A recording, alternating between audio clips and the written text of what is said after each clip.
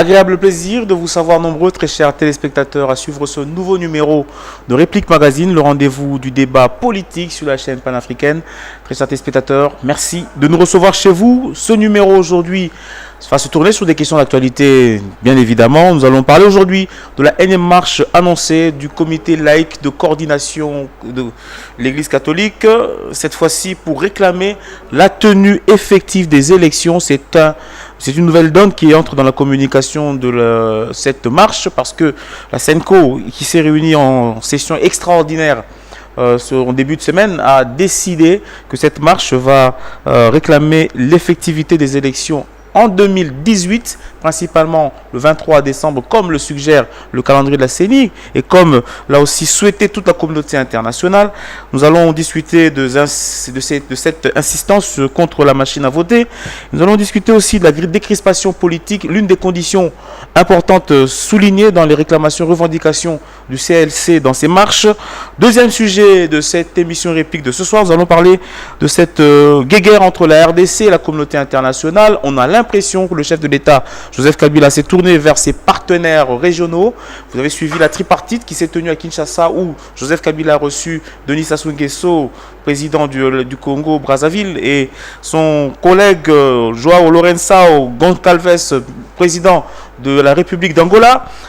Tripartite qui s'est suivi directement d'un voyage vers la Zambie, où il a été reçu par Edgar Lungu. Tout ceci pour obtenir le soutien vers le processus politique en RDC et surtout améliorer la coopération entre ces États frontaliers de la RDC qui subissent pour la plupart des temps les affres de l'instabilité de la RDC avec le mouvement de masse de population vers leur pays. Pour cette émission de ce soir, le choix a été trié de faire dans les acteurs politiques d'une nouvelle vague. Nous allons de ce côté Maître Kizito Ngoy, communicateur du PPRD, Parti du Peuple pour la Reconstruction et la Démocratie, parti phare de la majorité présidentielle. Maître Kizito, bonjour, bonsoir. Bonsoir, messieurs les journalistes. Je vous en prie. Maître Bosco Kapand, conseiller de Monsieur François Mwamba, proche de l'opposition, proche du Rassemblement, c'est bien ça? Très bien, merci. Bienvenue sur ce plateau de Réplique Magazine. Ce n'est pas la première fois pour vous, Maître Bosco, c'est la première fois pour Maître Kizito. Mais nous allons, je l'espère, avoir un débat fructueux et tout à fait courtois entre mes invités. Première question, je l'adresse à vous, Maître Kizito. Énième marche du CLC. Les deux premières ont été assez sanglantes. Cette fois-ci, on sent une évolution dans le discours des revendications de l'Église catholique. On veut des élections. On veut des élections apaisées, on veut de bonnes élections, on veut des élections en décembre 2018. Comment réagissez-vous à ça? Nous comprenons par là, messieurs les journalistes, que l'Église catholique a évolué.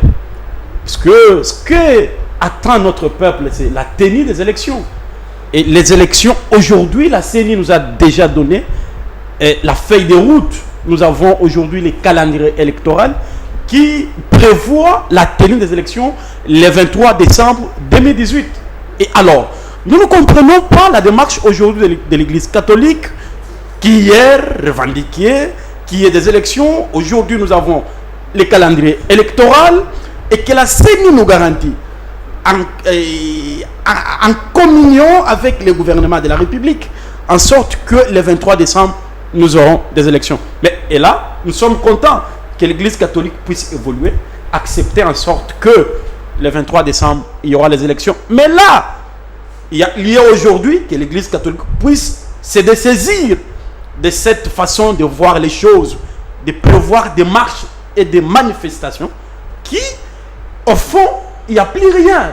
Toute la substance a été vidée de son fond. Aujourd'hui, il n'y a plus rien à réclamer. Parce que non seulement nous avons les calendriers électoraux, nous avons la loi électorale qui détermine les règles de jeu. Et l'Église catholique devrait accompagner la CENI en sensibilisant la population congolaise, en interpellant la classe politique de se préparer pour aller à ces élections de manière démocratique, mais aussi avec un climat apaisé. Maître Bosco Kapand, vous avez suivi votre co-débatteur. L'Église catholique a évolué. Nous avons quitté l'état d'une réclamation peut-être pas assez poussée vers les élections, mais maintenant l'Église veut des élections en RDC en décembre 2018 avec toutes les garanties possibles que ces élections puissent se tenir de manière démocratique, transparente. Merci, M. Thierry. Je tiens d'abord à saluer nos différents téléspectateurs qui nous suivent en ces moments. Et en ce qui concerne votre question, je tiens au mot de mon contradicteur, celui qui vous dit que nous ne comprenons pas la démarche de l'Église catholique. Mais bien évidemment, ils ne vont jamais comprendre cela. Parce qu'ils se sont toujours caractérisés par cette manie de pouvoir rester à marge de l'objectivité. Que veut l'Église catholique?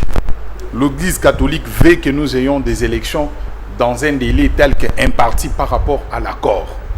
Nous sommes arrivés en décembre 2017, on n'a pas pu obtenir ces élections, mais de manière farfelue et de manière un peu tronquée, on a pu déroger jusqu'à arriver au point que nous aurons ces élections le 23 décembre 2018. Mais la réalité reste dans l'efficacité de ces élections. Nous ne voulons pas avoir des élections parce qu'il faille les avoir au goût du PPRD ou de la majorité présidentielle. Nous voulons avoir des élections libres, démocratiques et apaisées. Des élections qui devront nous amener à l'élan du développement. Pas des élections telles que le décor est planté à ces jours, avec la loi électorale triquée sur mesure, avec tout ce qui est en train d'être peaufiné par la CENI, avec sa machine à tricher et consorts, de manière à planter le décor de la tricherie et qui va nous amener demain à des contestations. Il est de droit que l'Église catholique, nos prélats, qui ne sont pas extra-congolais, qui n'ont pas moins de qualité que tous les Congolais, y compris ceux de la majorité présidentielle, qu'ils réclament, ceux-là qui encore régorgent la volonté de la population et l'expression de celle-ci, pour vous dire que à la manière dont les choses se passent, ce n'est pas correct, cela risque de nous amener aux dérives. Et qu'il est temps de pouvoir recadrer les tirs et d'amener les choses. Mais est-ce que, ou encore, puis-je dire, depuis quand est-ce que les marches sont interdites en République démocratique du Congo? Qui tue pendant les marches? Est-ce que ce sont les revendications qui tuent ou bien ce sont des citoyens congolais payés par le prix des Congolais qui sont revêtus des uniformes payés sur le prix des tribus des Congolais qui vont alors que les autres manifestent et qui ont reçu des ordres bien précis de pouvoir s'aimer la terreur et la désolation? Donc, à ces jours, marcher ne peut pas se constituer en ambition ou en une chose qui émerveille ou encore qui rend malade aujourd'hui la majorité présidentielle. Et devait laisser parce que cette marche est consignée dans notre constitution comme l'expression de la démocratie. Et libérer aujourd'hui, empêcher à ce que des marches de cette manière-là se produisent, c'est dire qu'il y a un enfreint à l'élan de la démocratie tant vanté et d'ailleurs cité de manière abusive par ceux qui sont donneurs de leçons mais qui ne savent pas l'appliquer.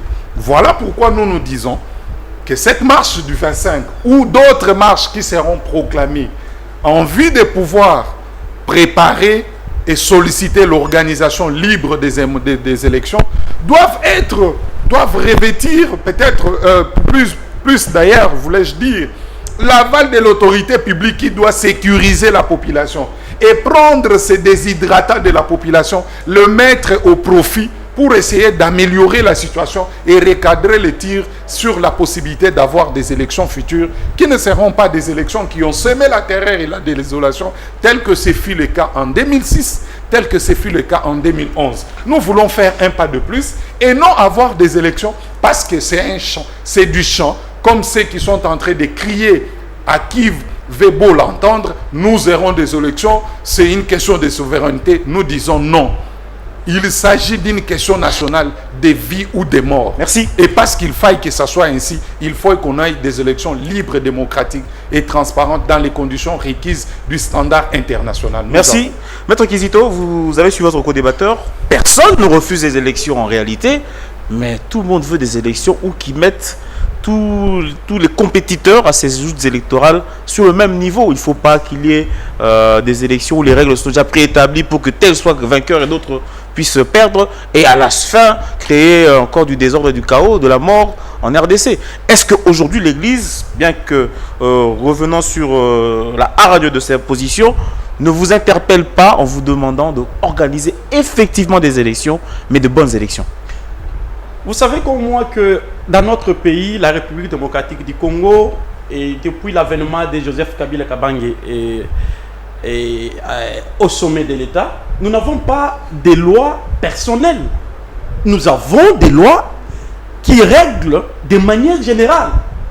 Et là, aujourd'hui, dire qu'on fait des choses pour satisfaire un camp et ne pas satisfaire l'autre, non, ça ne se fait pas. Non, mais quand vous mettez une caution à 10 000 $ pour être président de la République, 100 000, je me trompe, 100 000 $ pour être président de la République, ce n'est pas ça aussi limiter un petit peu le champ démocratique des Congolais? Dans un pays où les gens sont pratiquement pauvres, c'est donner le pouvoir à ceux qui ont des moyens et non à ceux qui n'en ont pas. Non. Ce n'est pas impersonnel, ça? Et ce n'est pas ça impersonnel parce que, vous devez savoir, dans notre pays, la classe politique n'est pas faite pour ceux qui ont échoué ailleurs. La politique et l'échec se jauge avec les moyens. Est réservé à ceux qui ont le fardeau pour ces pays. Vous ne pouvez pas aujourd'hui prétendre diriger la République démocratique du Congo au moment où vous n'avez même pas une base qui peut cotiser avec vous. Rendons-nous aux États-Unis. Voyons Obama. Obama n'a pas financé sa campagne seule. Vous voyez, les sympathisants, ceux qui ont crié à lui, qui ont crié que ce monsieur, une fois arrivé à la tête de ces pays aura changé. Ils l'ont soutenu. Nous ne pouvons pas faire les choses où les élections à cause d'un individu. On va soutenir la maladie. Les États-Unis. Aujourd'hui, c'est quelqu'un qui dort seul, qui n'a même pas une base, qui se réveille un bon matin. Merci. Maître Kizito, vous citez bien l'exemple des États-Unis, mais la RDC n'est pas, vous le dites souvent, la RDC n'est pas les États-Unis. Aux États-Unis, le citoyen américain peut cotiser facilement, mais dans un pays où les gens vivent en dessous de 1 $ le jour, vous pensez qu'ils peuvent donner les moyens à un candidat pour devenir président de la République? Messieurs les journalistes, j'ai vu hier les Palous cotiser. J'ai vu les Palous. Nous n'allons pas dire que les Palous a des millions. Nous avons vu ces peuples-là en train de donner ce qu'ils ont. Le PPRD cotise aussi? Le PPRD, on a toujours cotisé. Nous vivons des cotisations de nos membres. C'est ça le PPRD. Nous nous organisons. Nous sommes aujourd'hui à 10 mois. Tous les partis politiques devraient se mettre sur les champs de bataille en train de travailler là-dessus. Je voudrais revenir sur ce que disait mon confrère sur ces plateaux. L'Église catholique, il n'y a plus rien pour organiser des marches. Vous voyez, je suis sûr qu'avant le 25, il y aura un communiqué qui va interdire ces marches-là. Puisque l'objectif, c'est les élections. Et les élections, nous avons les calendriers électoraux. Alors, tout le monde doit se préparer pour les élections. Continuer à aller dans le sens des marches, c'est créer des troubles. Parce que les marches, on cherche quoi? La tenue des élections. La tenue des élections, on vous dit déjà, les élections ont lieu à telle date. C'est fixé, un calendrier là,